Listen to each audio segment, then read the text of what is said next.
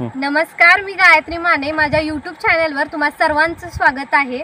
खूप सारे दिवस झाले आपण आपल्या यूट्यूब चॅनलवरती कोणताही व्हिडिओ अपलोड केलेला नाहीये. मला कमेंट सेक्शनमध्ये खूप जणांनी विचारलं की गायत्री नवीन व्हिडिओ कधी.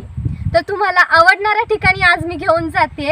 आपला व्लॉग हा एकदम भन्नाट असणार आहे आज. तर चला तर मग तो व्लॉग तुम्ही तुमच्या डोळ्यांनीच पहा. तर चला. रस्त्याने जात असताना काही रानफुलं बघितली. ह्याला उन्हाळी असं म्हणतात. उन्हाळीची झाडं ही पार जांभळ्या फुलांनी लखडून एकदम सुरेख झालेली आहेत. आता तुम्ही हे पाहताय, ही मधमाशीची पोळी नसून लवंगिक गाण्यांची पोळी आहे. हे चावल्यावर काय होतं हे तुम्हाला माहितीच आहे.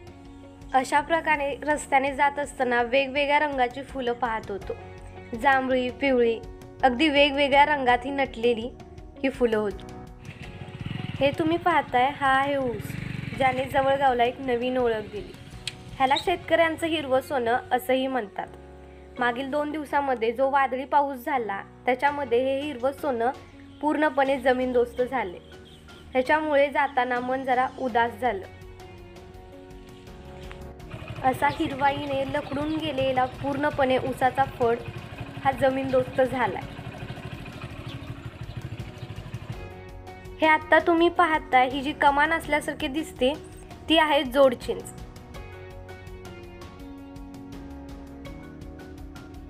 आणि त्या चिंचेजवळ असणारं हे महादेवाचं मंदिर एकदम निसर्गरम्य वातावरणात नटलेलं. हे निसर्गरम्य वातावरण बघून त्या जोडचिंचेजवळ उतरले. त्यानंतर स्लोमो व्हिडिओ बनवण्याचा मोह माझ्याच्याने काय आवरला नाही.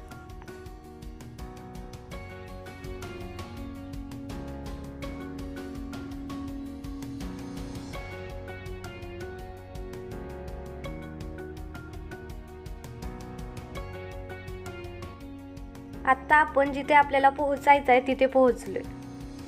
हे पाहता तुमच्या लक्षातच आलं असेल की आपण धरण पाहायला आलोय. जवळगावचा डॅम. आत्ता आपण पोहोचलोय आणि आपण मुख्य दरवाजातून धरणाकडे जातोय.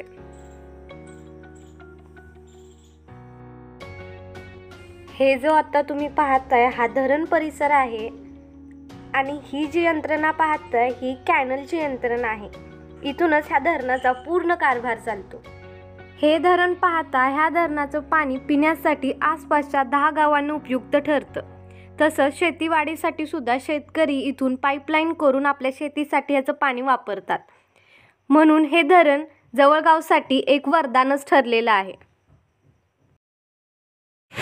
आता आपण आलेलो आहोत जवळगावच्या डॅम जवळ आणि तुम्ही पाहताय पाण्याचा कशा प्रकारे हा खळखळणारा आवाज येतोय. हे पाहताय तुम्ही ह्या तलावाच्या सांडव्याचं विहंगम दृश्य. कशा प्रकारे हे पाणी एकदम पांढरं दुधासारखं इथून पडतंय ते तुम्ही पाहताय. इथून तुम्हाला दिसेल की हा तलाव किती मोठा पसरलेला आहे. डोळे जिथपर्यंत जातात तिथपर्यंत फक्त आणि फक्त तलाव दिसतोय. तलावाच्या भरावावर असल्याने जराशी गारटी थंडी जाणवत होती आणि इथूनच आपण डोळ्याचं पारणं फेडणारं अथांग समुद्रागत दृश्य अनुभवत होतो. एकदम मनमोहून टाकणारं.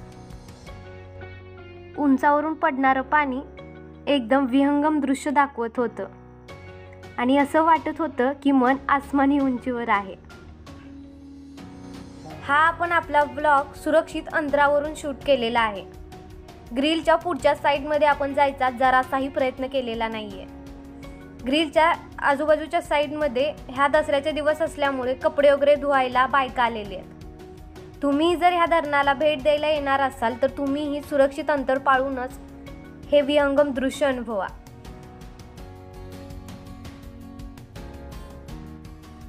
आता आपण भरावाच्या खाली जातोय. खालून हे विहंगम दृश्य अनुभवायला. ही भरावाची भिंत आहे. ही सरासरी 50 फूट इतकीची उंची असते. तुम्ही पाहताय भरावाच्या खालच्या साईडने संरक्षण भिंतीच्या आतून हे विहंगम दृश्य कशा प्रकारे आणखीनच जास्त विहंगम दिसू लागते. व्हिडिओ जर तुम्हाला आवडला असेल तर माझ्या यूट्यूब चॅनलला सबस्क्राईब करायला मुळीच विसरू नका.